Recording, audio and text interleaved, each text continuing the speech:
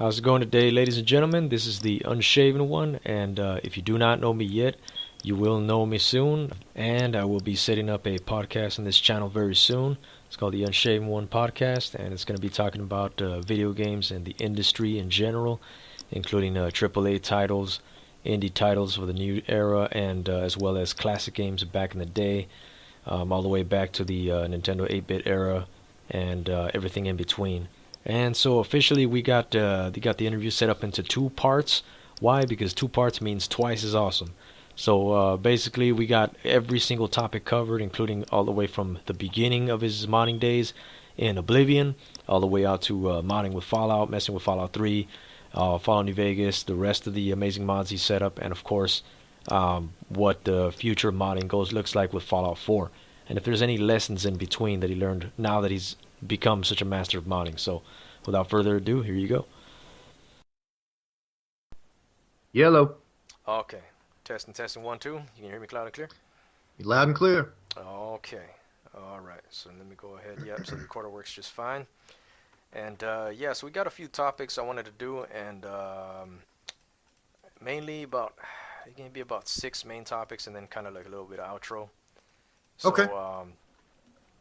To give you a basic guideline would be we talk about the retrospective on looking back on what when you guys, from modding from when you first started till now, the legacy of the 3 new Vegas Bounties, the bigger mods like the Inheritance Bounties, Russell mod, and then maybe some of the smaller ones like Better Angels, Bad Motherfucker, New Vegas Killer, King of the Ring. King of the Ring, by the way. King of the Ring, by the way, is one of my. Let me tell you something. When you did King of the Ring, I was like I shed a manly tear. It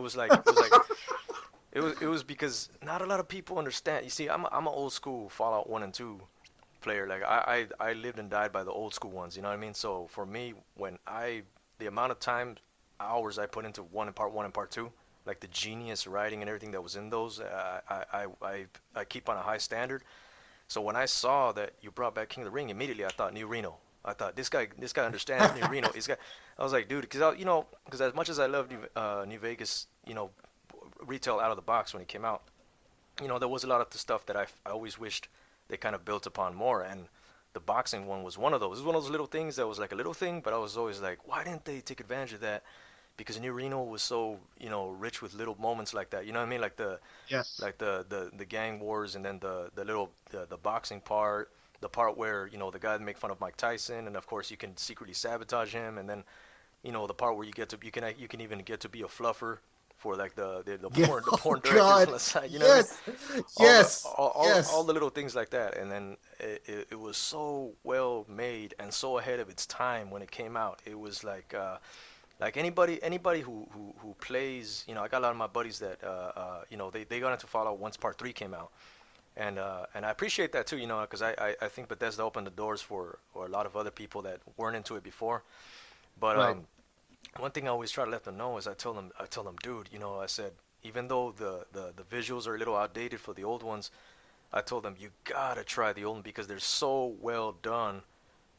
In terms of just feeling like it's a lived-in world, like everything, and especially part 2. There's so many moments of part 2 that are completely optional. Like you could totally just bypass them, and but they're so well made. They feel like they're just part of the main.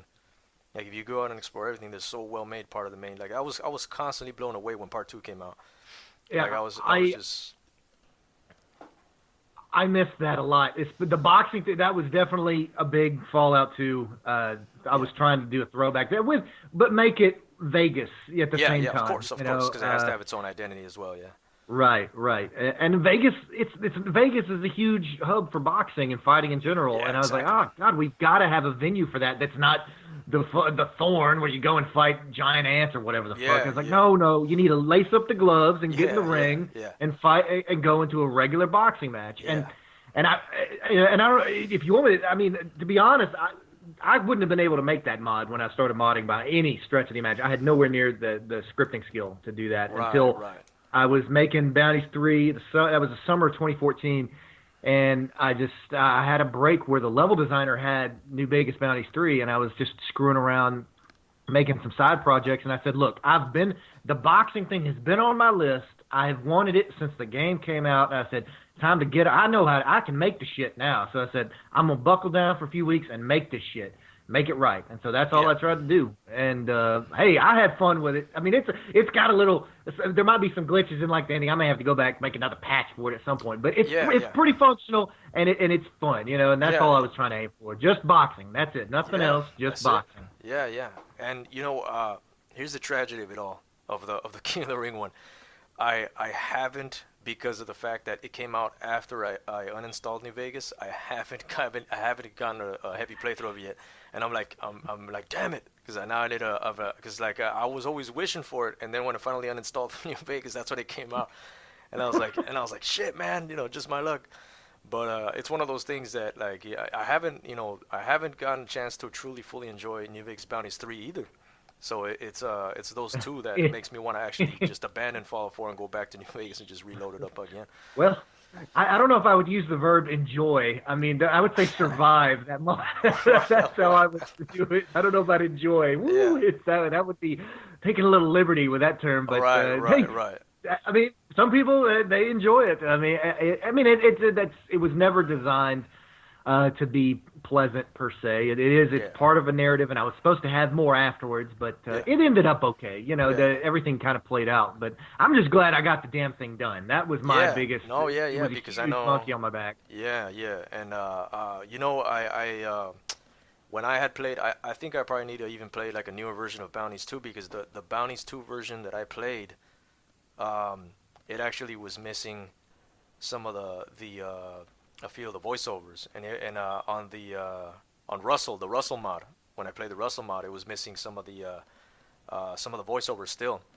So I was thinking I might play one of the old. I think because I had downloaded it right when it just came out, and then wow. Yeah.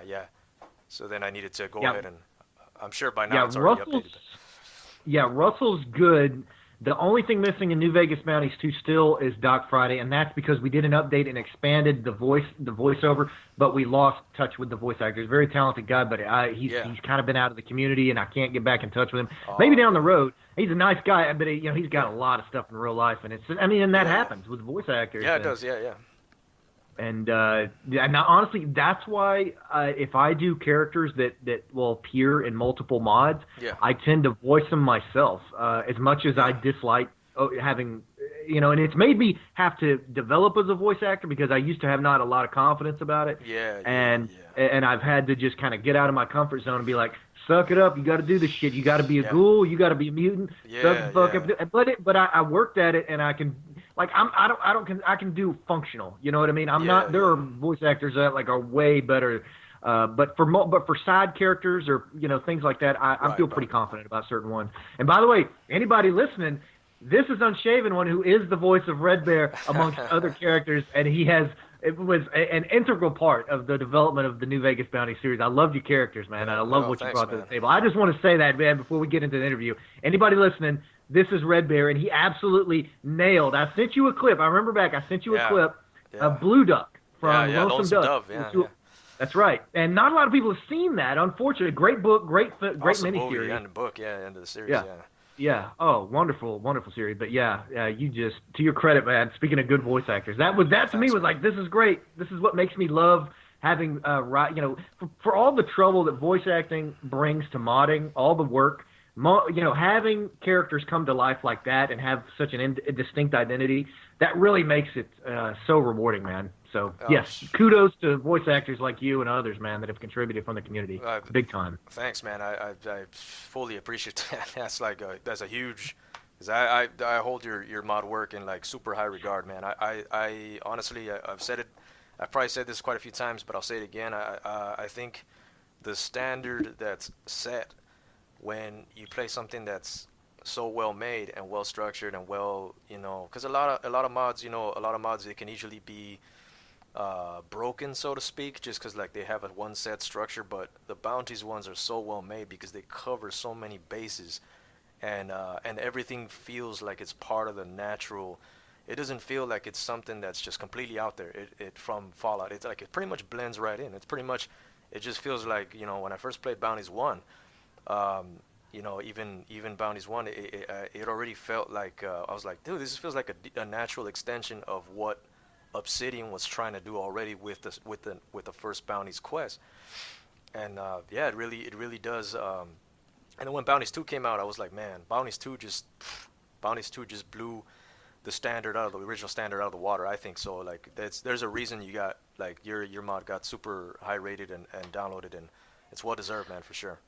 It's well Well, deserved. thank you. And it's the community, man. Like I started modding, fucking around. I started modding in Oblivion, and my first Yeah, mod was the Duelists, which is a bunch of, it's basically random assholes that you go yeah, and kind of, and you talk shit to, or they talk shit to you. Then you yeah, meet, then you literally, you step outside, yeah, yeah. meet them at the town square or outside town, and y'all fight to the death. And And that that's kind of the like whole damn. in that life in a nutshell, pretty much. Yeah, yeah. When I was working in Vegas, it was like that. Holy Yeah, shit, I yeah. was working as a bouncer at the Hard Rock. It wasn't too much different from that. Yeah, it's pretty Random much drunks got to throw them on their ass. Yeah, everybody wants to but be hard. That's how it goes, man. that's it. Yes. Oh God, I get the stories from that place. But no, the Duelists, and then there was I didn't really know. I have no background in programming. I mean, I studied history in Yeah. college. I'm a liberal arts guy, Okay. humanities. I'm terrible at math. Yeah. And although I've gotten better, I've had to get better at it, Oh, doing scripting and programming. But yeah. it was very much an uphill battle. And so when I started making New Vegas Bounties 1, I was like, okay, what's something the game needs that I can make without completely fucking it up? Yeah. I said the game, and I remember people liked 3-card bounties so much, and I liked it. I was like, oh, I just want a little bit more of that, and since Yeah. it's a western, I'll start off, and Yeah. there was I did not expect the mod to get much attention. I expected some people to play it, and that maybe I could build on it Yeah. if it functioned. That's all I was like, Right, if it right. works. That's Yeah. what I was hoping was, will it work? And I wrote down a list of people to kill, and I was like, oh, I'll throw in some pop culture and Cormac McCarthy references. It's like Fallout 2. Fallout 2 has shitloads of Exactly. Yeah. Yeah. so it's very wild. I mean, it's separated into Wild Wasteland, but Fallout 2 is very Wild Wasteland. Yes, And yes. so I didn't even hesitate, and I've kind of reined it in then Yeah. to some extent. But then again, but like with New Vegas Killer, I was glad to tap back into that, and go full crazy. I mean, Yeah. because sometimes that's fun, and I enjoy that. But I was just happy that people liked it and played it and that it worked, And so, Yeah. and then when people responded, then I was like, oh, well, shit, I've started this. And they're like, we got to get Marko. I've done all this foreshadowing. Yeah. Yeah. And I was like, shit, I got to finish this story. And so all of that arc eventually fed into New Vegas Bounties 3. There was a lot of shit along the way, but it was very fulfilling to finally wrap that up. Yeah. Something that I had started on a whim. So, Yeah. I don't know if I'll write myself into that kind of obligation in the future. I really did, man. I put a lot of, that was a lot of foreshadowing and development of that guy. And so I had to deliver more or less. There was a lot of pressure, so I had to pull this shit together. But I'm pleased with it overall. I mean, it was never going to be, and that's something I had to get over with all the pressure to make this great conclusion to the trilogy. It's never going to be perfect. Yeah. But at some point, I just had to sit my ass down, get over, whether or not the voice acting is perfect or I have to cut certain scenes or whatever. Yeah. Just make the shit work and put it out there, I agree, And man. And you know what? Speaking of Wild Wasteland, I think one of the greatest non-main quest moments of Fallout 2 was when you get to the Bridge of Death.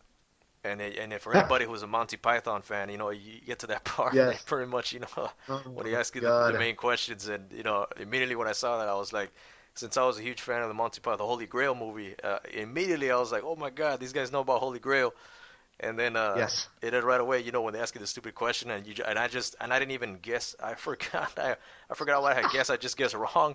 I thought I was gonna guess wrong, and then they just he just explodes, and I'm like, what the fuck Yeah. just happened? What the fuck? What the fuck just happened, dude? And I Yeah, just and took that's- the robes and I took off. I was like, all right, man, rock on. Yeah, and that's the kind of stuff that I was thinking of, and that's why because some people get really uneasy with and that's kind of even within like you have in Fallout, the actual developers, you have more the goofy side, and then you have more like Chris Avalon's much more the serious side, and you Yeah. have other guys like Josh Sawyer and Josh whatnot that are Sawyer. more of that, and others that they're more into the Wild Wasteland, Yeah. and that's pretty much that's. You're always going to have that. I mean, Bethesda, in Bethesda Game Studios has a, I don't know, I really, and we can get into that later, but yeah, there's a lot of that that I miss in Fallout. That is, yeah, looking in retrospective, and I think that's probably a widely. It may not be, people may not be terribly vocal outside like Reddit and some other places, but a lot of people kind of have this feeling of with Fallout 4. It's like, wow, it was great, but it's just missing that something, man. That Fallout humor and kind of the quirkiness that you had in some of the earlier installments, and that New Vegas, and certainly Fallout 2 was the goofiest of all the Fallout games. And it was, but I love that. But it's this dichotomy though, because it's like Fallout 2 was the goofiest, but it was also had some really, really sickening, serious, horrifying parts too. That's Enclave. Yeah, the Enclave, and then just like the child murders and things like that, and then all these really sub stories that were like really, really dark, twisted. Yeah. The gang families, then they have a lot of people strung out and all this stuff, and then, so it pulls no punches, even whether it's with comedy or with terror. I think that's the key. Like it has this. The key is to not pull punches, whether you're doing a dead serious topic or it's like life. Life could be really funny in the most terrifying moments, but also be terrifying in the regular everyday moments. Kind of that type of thing. I think to the developers' credit, in those they're bleeding on the page, and that's what. Hey, if anything, I'm just trying to do that with some of these characters and mods, man. I mean, I know it's different, but to me that's if people say it's funny and it's dark at the same time. I think that's me trying to emulate Fallout at its core, and that's the best I can do. I mean, and that's what I aim for, and I think the community likes that, and hopefully we'll get some more of that. If nothing else, I tell you what, I'm going to inject a little bit of that in Fallout 4. It may not have it now, but by God, it's going to get it. So we'll see about that, man. Now that'll be one of the topics right here. I'm going to set up for. Don't want you to say too much yet, because I don't want you to drop those gems yet. Not till we. But yeah, the aspect of the hurdle of now with the new conversation system, if that's going to be a big hurdle or not. So, So we'll go ahead and I'll go ahead and give a nice introduction here. So my name is it go by Unshaven Raven, or Damian Ramirez, and we're right here conversating with Mr. Some Guy 2000 himself, the famed modder of Fallout New Vegas Bounties 1, Bounties 2, and Bounties 3, among other mods, and some of the most popular mods on New Vegas Nexus, probably ever, I would say. So then there you go. I mean, most people, and I see this like even when I'm talking about my Skyrim mods or something, I'll be like, oh yeah, he's the bounties guy, and so that's what I just need to. I should just change my username to not some guy, but the bounties guy, and people would know me. I mean, that's what they'll know me by, and I'm okay with that. That's fine. Looking back to it, people are like, so are you gonna make Boston bounties? I'm like, no, I'm not gonna make Boston bounties. I'm gonna do something. It's not. I'm not. So are you gonna port your content over? I'm like, no, I'm not gonna do Stephen Randall in Boston. I'm like, no. We're gonna make new shit. But and on the Shaven one again, a great voice actor, and hopefully, hey, maybe we'll work together again in the future. But we'll get to that later. Yeah. Absolutely, dude. I will work for free, man. Absolutely. Woohoo! So I'll take you up on that. You better be careful what you say to me. That's true. I'll be hounding your ass. That's true, man. I got a new setup now with as far as some of the recordings go. I have a good friend that actually has a proper studio because he works on some music, up and coming musicians, and so he's helping guide me towards the voice acting part. So he's doing a big help for me. So shout out to that homie if he's listening. So then there you go. Cool. So let's go ahead and look back on a little quick retrospective now. So not just in the Fallout mods, but looking back when you first started modding, and then to where you are now. What got you into modding in the first place?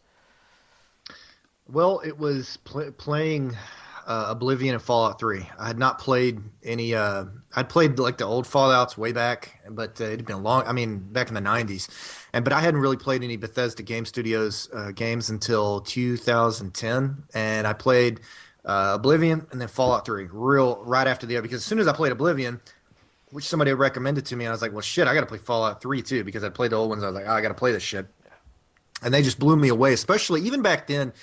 The quality of content it became apparent to me when I played them. I said I saw some of the content mods that were out there, and I was amazed at the depth and what you could do with the toolkit. And that Bethesda was so modder friendly. They had all these tutorials on how to make mods. Yeah.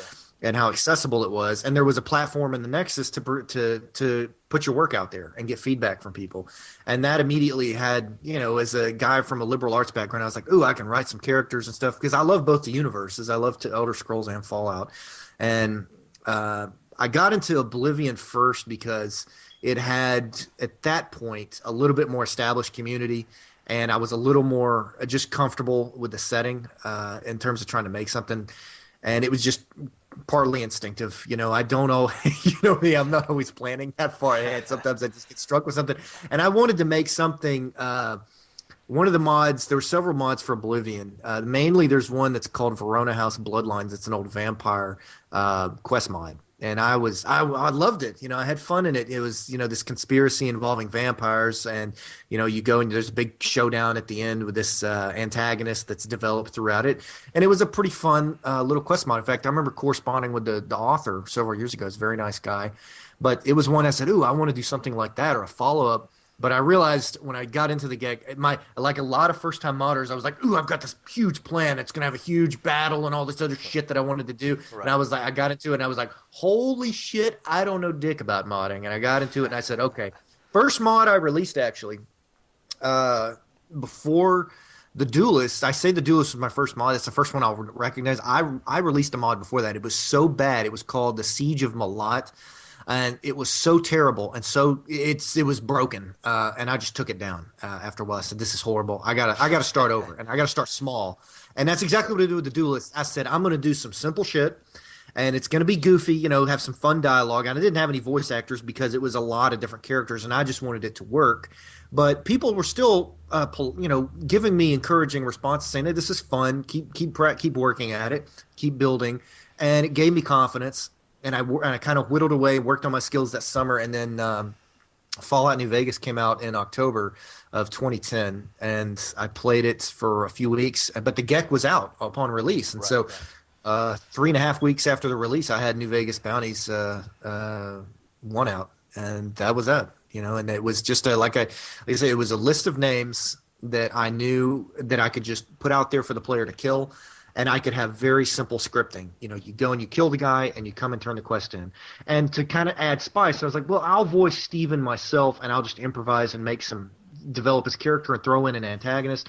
But I just wanted it to work, sure. And the fact that it did work and that people got into it, that was so encouraging. I mean, and it got it. The feedback just blew me away, and I said, well, shit, I've got to finish this story and respond to, or at least meet the community's demand in some way. Or I say demand, it was more just it was so much encouragement, and they were so enthusiastic about the characters and the stories that I fed off of it. And that's kind of how I've always been. Now, once you saw the success of New Vegas Bounties 1,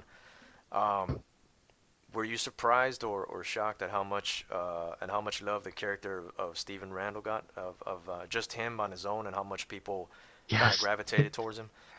Yes, to me he was I put some of myself in there, but he's kind of, a lot of the characters I have are from real life, or a mash of people people think some of them are ridiculous, but like nobody cusses that much. I was like, you haven't been around the people I've been around. Yeah. Let me tell you, come work at a bouncer come work as a bouncer, serve in the military or something. You'll meet people just like that. And that's not that they're bad. And if anything, to me, it enriches. It shows that, again, like Marko doesn't say, that was a thing I did. He doesn't say a single swear word. He's the most non-profane character in the entire of any mod I've made. He doesn't say a single cuss word.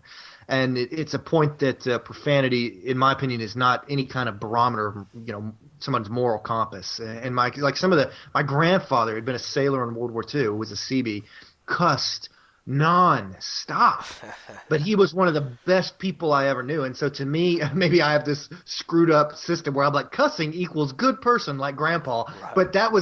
But I put some of that in Stephen Randall, among with other people that I've worked with in the past. And I said, he's just a down-to-earth guy who's kind of been through hell. And then I was having trouble. I realized how much work lip syncing used to be a lot more work back then. That's why Steven has a fucked up face and a mask, is because I didn't want to. I'm dead serious, man. I was like, I'm not lip syncing this shit because I don't even know if anybody's gonna play this fucking mod. Right. I'm just gonna make it, and seriously, that was my. And then I realized after that, I was like, oh god, I'm gonna have to lip sync all my characters because people are gonna want real mods. And then I did it, but at that point, I was like, well, I don't know. It's like, how am I gonna write this? Well, I just gave him some Snake Eyes or Cobra Commander type fucking story. You know, his face is fucked up, and that was that. But I was completely shocked, and it gave me a lot of confidence though, because I didn't have much confidence in the voice acting that I had done, or in the characterization. And I mean, I thought people would enjoy some of the anecdotes, but I really was pleasantly surprised by the feedback to Steven. Yeah, one thing you touched on right now is that it was kind of scary. That yeah, it is scary when you first try to do the voicing the very first time, and then it's you get that weird surreal vibe coming off of hearing your own voice, and you know, Yes. I'm sure that might have gone.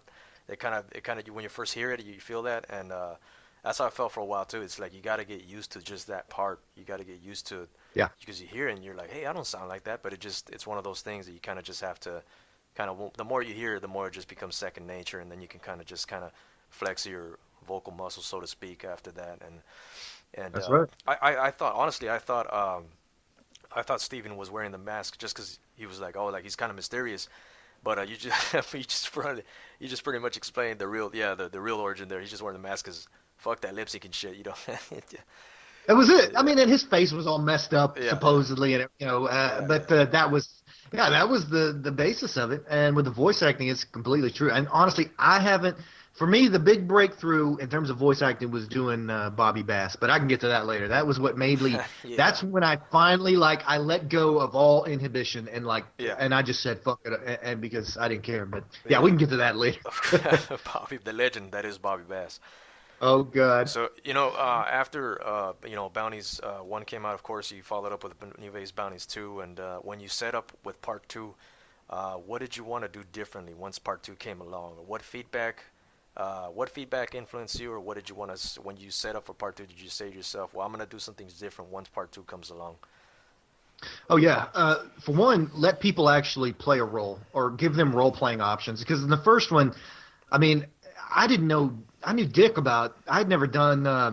I was not a game master or anything like that before. I'd never made role-playing scenarios. I knew absolute shit about writing dialogue for different options, and everything was like kind of this Western anti-hero, like you can kiss my ass, you know, that kind of thing. Yeah. In the early, I expanded on that. I patched in some more dialogue options for New Vegas Bounties 1, but it's more or less, how it was, which is very limited role-playing options. And so for 2, I was like more dialogue options, actual skill checks and speech checks that are like the New Vegas game, not like Fallout 3. I knew absolutely nothing about setting skill checks in the original New Vegas Bounties 1, and so I just followed the Fallout 3 model, and I thought people would be okay with it. But I think that was, but I ended up patching that much later, but in one of the later versions of New Vegas Bounties. But more role playing, more skill and speech checks to keep it more of a seamless, make it more of a make it familiar. If you're coming from the vanilla gameplay experience, it won't be as jarring. Yeah. Also, to bring in outside voice talent. That was a major, and you were a major part of that. Also, the guy, Jace 180, the gentleman who voiced Larry Skull, both of y'all did fantastic. And amongst other people, that's probably one of the most gifted casts I've worked with, is the one on New Vegas Bounties 2. It was a huge range of voice actors, because I was just hell-bent and determined. And also, the community, I'll say this for New Vegas, was very active then. And a lot of people were really excited, and so I didn't have I was able to recruit and keep voice actors really well for that project, and that was a big thing. Was if I was to say, it would be all of those, as well as put a little more. Again, any planning. I didn't even have I did not have a design document for New Vegas Bounties 1. It was a list of names that you would go and dispose of in a FedEx type of thing, and there was no. Then you just had to kill them. There were no real speech options except for maybe the Dallas Courtright guy. But in 2, there's several that you can talk to. Not all of the targets are explicitly just these monstrously evil bastards. Some of like the Red Kelly type guy. Some of them are meant to be a little more ambiguous. But That was what I was trying to do, is present the player more options. And also, and this was a big influence from Red Dead, was, and again, mixed results there, but I was experimenting. You know, I was trying to do different things, and with the wanted poster, I didn't want to trap the player into this linear quest progression. I wanted to give them the option to do any number of bounties in any order they wanted to. Now, what happened is people ended up being like, "Where the fuck are all the bounties? I'm tired of having to look for these fucking posters." Yeah. They got pissed at the posters, but I don't know. I mean, as a change, and that's the thing, is New Vegas Bounties 2 was always meant to be sandbox. And that's why I was able to patch in so much additional content, was because it was just open-ended. Nobody goes away. Larry Skull and the jail and Joaquin are always there. You can always turn in quests there. And so that enabled me, if I wanted to add in extra content, I could just add in another wanted poster to any number of the places in Vegas, and that's exactly what I did later on. And I was glad with that. It was sandbox and had all the other features. So if I was to say what I was adding on, that pretty much sums it up. Yeah. Okay. Yeah. That's I noticed right away the open sandbox nature of part two, as soon as I jumped into part two compared to part one, and it was actually a fun thing to have, kind of like the two different styles. So your part one has that, very direct linear style, and then you get to part two and it kind of just opens up. So it was really cool. It was really cool the way that opened up, and I personally enjoyed the open-ended side of it a lot, and the fact that you could tackle different bounties at different times and that type of thing. So yeah, so Oh, go ahead. I was just gonna say a shout out to the voice actor for Larry Skull, by the way. Yeah, he did a fantastic job. I thought he did great. Really, really, Yeah, really good voice. Jace 180. Yeah, I look forward to him. I want to work with him again. Want to work with you, man. I'd love to do it. Like from here on out, like whenever I wake up, I always hear, "What can I do for you, young man?" That's just it just haunts my dreams now, automatically. But he had that. But he nailed it. He had yeah. that. Yeah, he was Larry Skull in terms of the voice matching the persona and character. Yeah. He was it. Exactly. Yeah. It's just like I can't see anybody else doing that role now. Now that I've saw him do that, so that was one thing. When in terms of after the success of Bounties 2, and then I think by that point everybody, it's safe to say that the entire modding community for Elder Scrolls and Vegas kind of like knew your name, and I think at that point people were requesting all kinds of different stuff for you to do. I can only imagine the amount of crazy requests that people were asking for you to mod this or do a mod for this. Or was there any specific crazy mod request that they kind of asked you for, or was it something that did the Inheritance or Russell have anything to do with that, or was Inheritance or Russell something that you kind of already planned out in your head beforehand? The no, Inheritance and Russell were impromptu. I mean, and they came really. I was out of modding for over a year, and after New Vegas Bounties 2, I got just swamped with requests. For one, first thing was obviously people wanted to. They're like, I want to kill Marko. I want to shoot him in the face a dozen times, yeah. burn his corpse, and smoke the ashes. And they were like nonstop. People were obsessed with killing Marko. Rightfully, I mean, and I'd written myself into that. Yeah. They wanted Marko's soul, and but I wanted to save that. I wanted to make that towards the end. I always did, and I always wanted to make. I always wanted to tell other stories that weren't tied to bounty hunting, and. The one that I tried to do intermittently was Siege of Firebase Zulu, which unfortunately at that time was it was tragically beyond the grasp of my skill. And the real problem with Firebase Zulu is that I would work on it for a few months, then I would leave it alone. I would come back later. I would work on it again. And the problem is, when I came back to it actually last year was the last time I worked on it. And I went back, and it was just this clusterfuck of modding techniques from when I had just started modding that had lingered on. There was a lot of bad scripting and poor techniques that – and I went back and made huge updates for New Vegas Bounties 1 and 2 to kind of unfuck them and some of their stuff. But, I mean, they had worked, but there was a lot of stuff behind the scenes that made them more efficient from a resource standpoint and scripting standpoint that I went back and did. And Siege of Firebase Zulu was way too big for me at that point.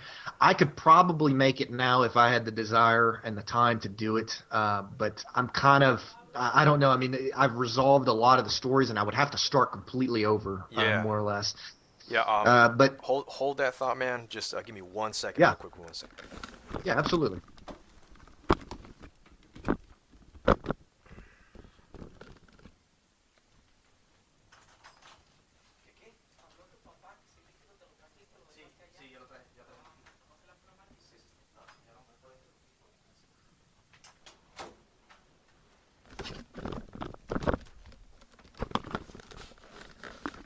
Okay.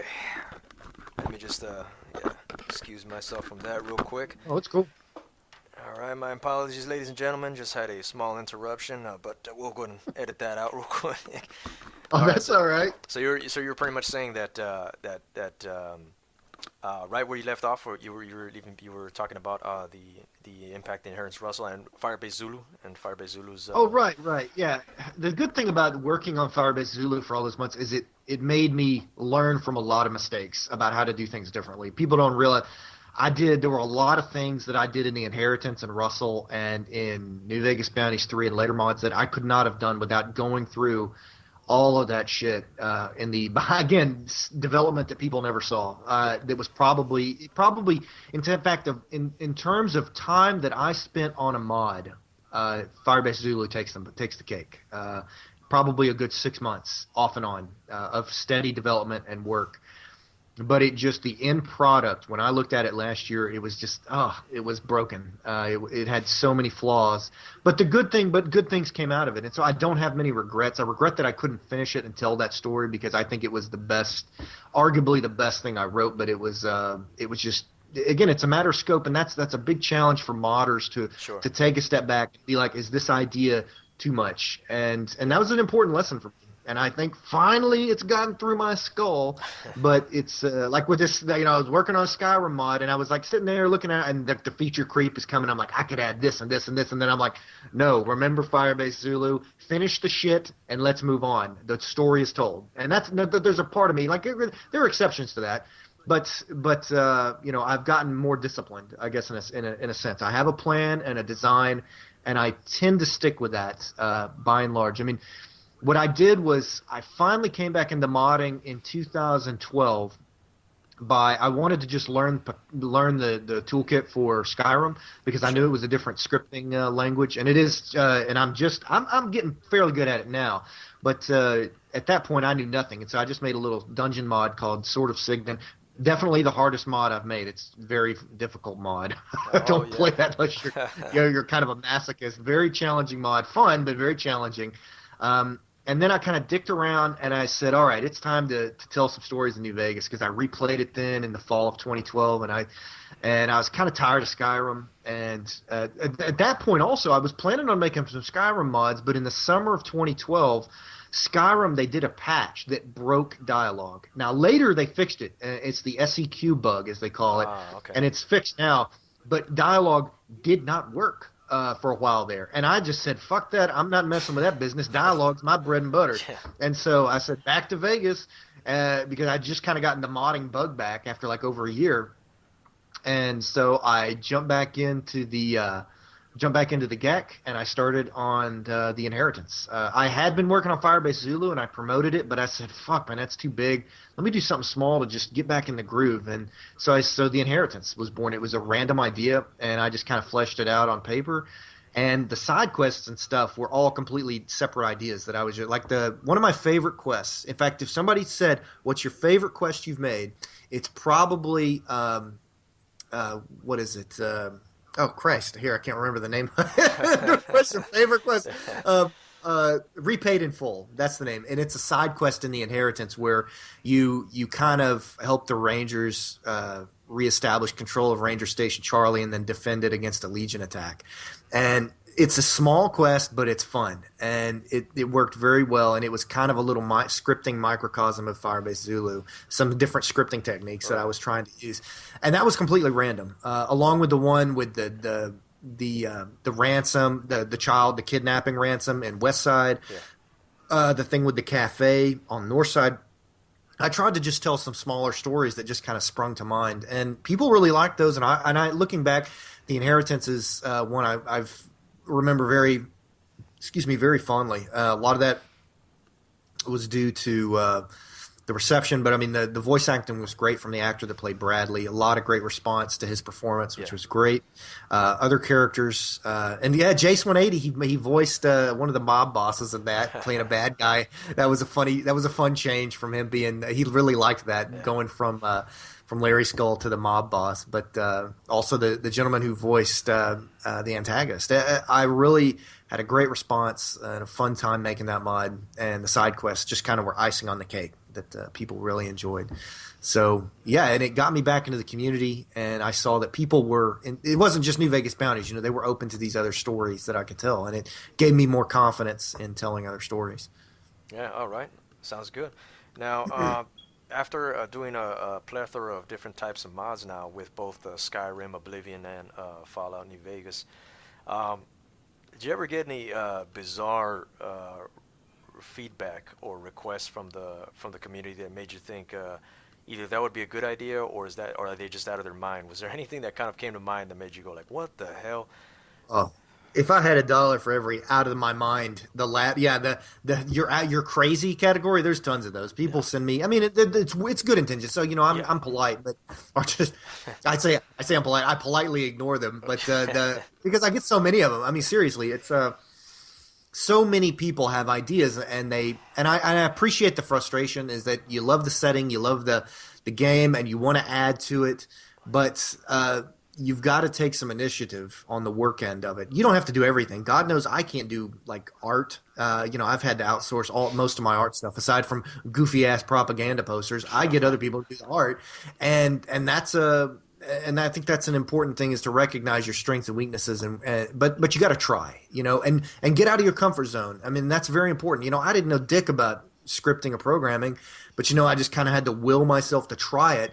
And then people saw that I had initiative and that I finished shit, and they were like, "Oh, okay, I'll help you," and they'll meet you halfway, and that's very important, And so that's why starting small is so critical. I mean, follow the fucking official tutorials. I say that shit, and the official tutorial's boring, but I mean, you can always spice it up later by throwing in some notes and things like that. But keep it simple and show effort and initiative, and people will meet you halfway as long as you have enthusiasm.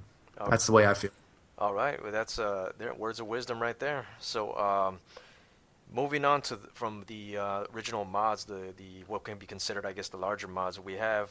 I know you worked on a lot of other individual projects, and we have, the Better Angels, we have Bad Motherfucker. So we have we have New Vegas Killer, and we have King of the Ring. And now, when those mods came along. Were they all just on a whim, or was it kind of one of those things where you kind of just, kind of like a different set of mind on the day, and you kind of just thought, hey, this would be kind of cool to add on to, the framework of what's already there, or?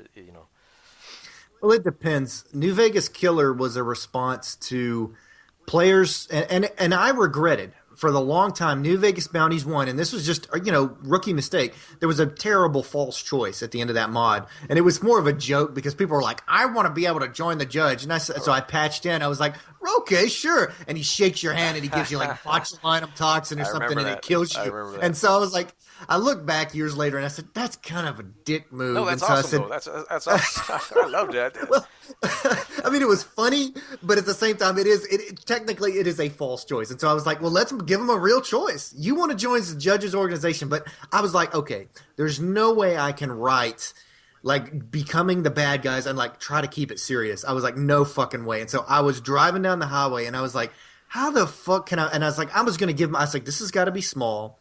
And it's got to be over the fucking top goofy. I was like, I can't do this serious, because it would be like, we're a serious assassin. I was like, no way we're doing some serious. I was like, so I got to cook up, and I can't do it with the judge. I mean, he's this giant, scary, evil bastard.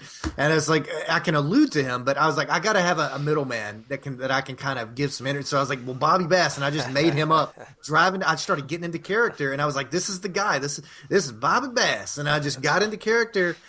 And I opened the mic and just started saying shit for like an hour, and I cut and edited it into all the voice responses. I mean, granted, the player doesn't get to say much other than who are you, what's the next job, or whatever, and Bobby does the rest of the talking. And but for a bad guy. And making it interesting and humanizing the quote bad guys unquote a little bit. I thought Bobby was so fun at that, and I'm really excited. This is again where the community. I wasn't sure how people would respond.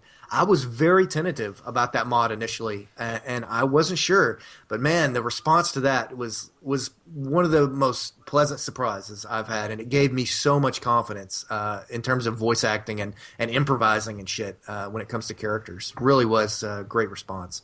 Now, when Bobby Bass isn't busy being a hilarious psycho, does he like to go fishing, and does he fish for bass? Well, Bobby ain't much in that fish. I don't know if Bobby probably doesn't know what a fish is. That's right. If I'm going by the technical, That's because right. Bobby, like I said, I'll go. I won't break the lore, but I'll go into lore plausible. Right, That's the way right. I like to. I kind of dance around it. Bobby will walk long distances, but when it comes to fishing, I just don't know about that. But yes, if he did, he would certainly catch bass, and he would probably frame it, put it up on the wall, and give it an enchanting name as well. And he'd probably talk nonstop about it. But yeah, he'd frame it and put it above his plants, almost certainly. You know, it ain't a party till there's an enchanting name. That's just how it goes. That's right. That's it. Now, That's right. we moving from the all of the experience, all the technical know-how you gain from New Vegas, from really understanding the ins and outs of scripting and the structure of how to make a mod, how to do baby steps and lead up to something big, and um, the direction you were taking with New Vegas Bounties 3 and how it ended up turning out. Are you happy with how it turned out, or is that exactly how you set it up in your mind, or is it something where when you were working as you were modding part 3, you kind of just like made it flexible? You took feedback and everything, or was it a vision that was already set? It was the basic vision, and in terms of the setting. The setting was almost always set. I mean, and I alluded to the setting even back in New Vegas Bounties 2, way back when. I alluded to Frost Hill and kind of that general setting. But the actual story and how I was going to make it work was never set in stone.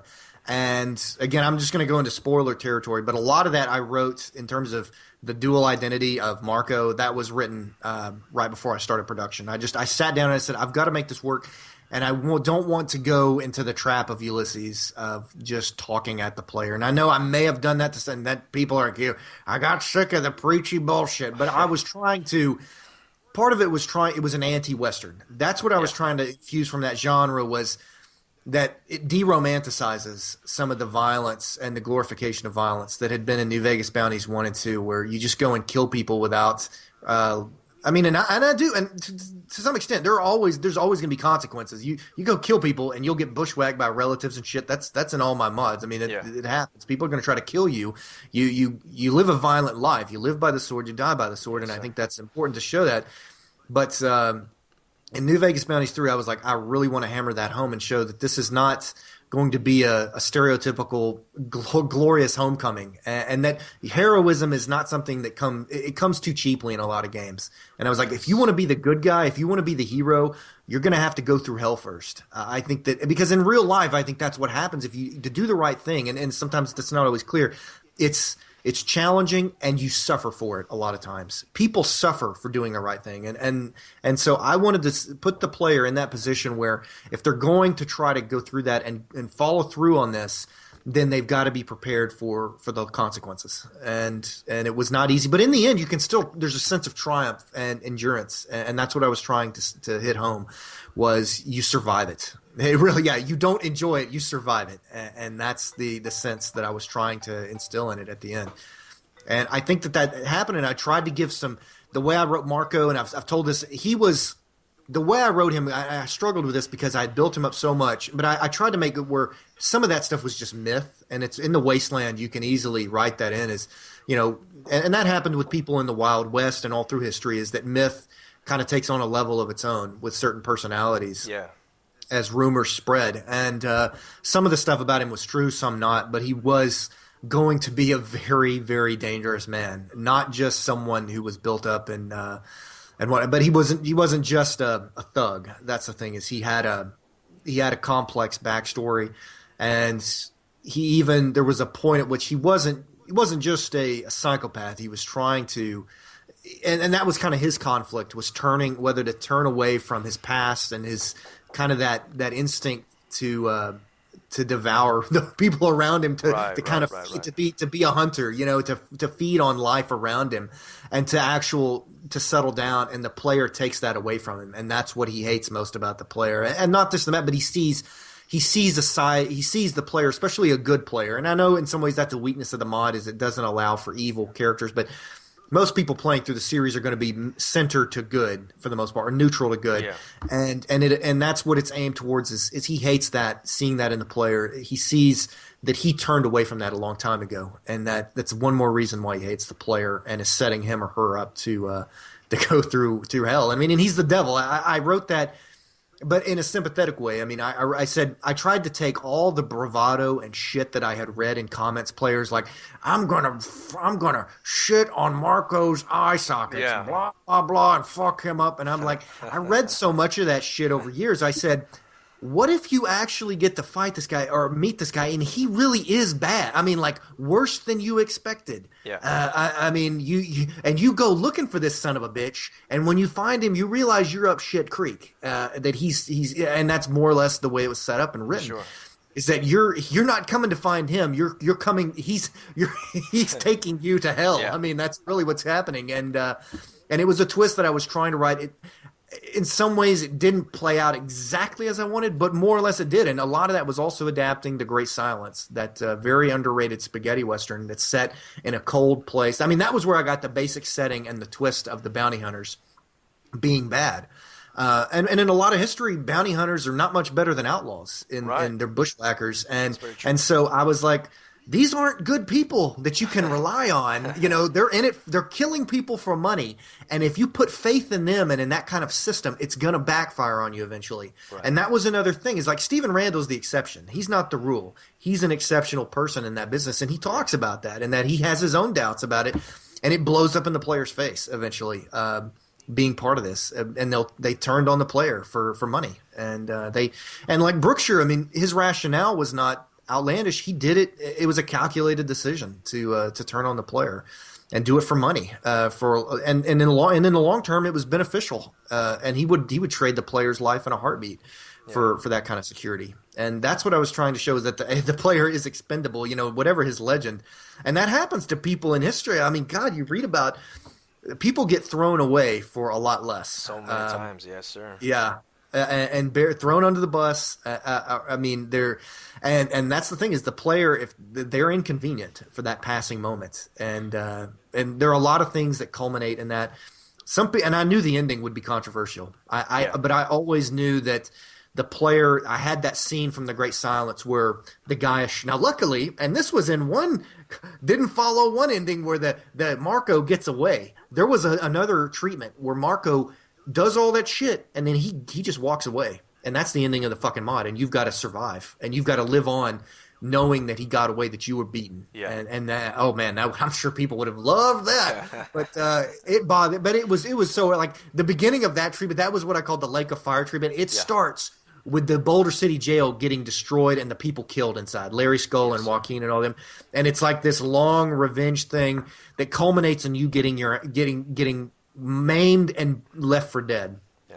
And when you do, my long-term plan was for when you do finally catch up with Marko, it would be 20 years later, and he'd be comatose on his deathbed, and you wouldn't really get much satisfaction from killing him. Yeah. And you could still do it, and he would have had a family. He would have had a family by then, and they wouldn't know anything about his past. But you could go up and shoot him in the face, but it'd be kind of a null point. And I thought, well, that's more true to life in some ways than a lot of games where you get that catharsis of offing the bad guy with extreme prejudice. And I tried to capture some of that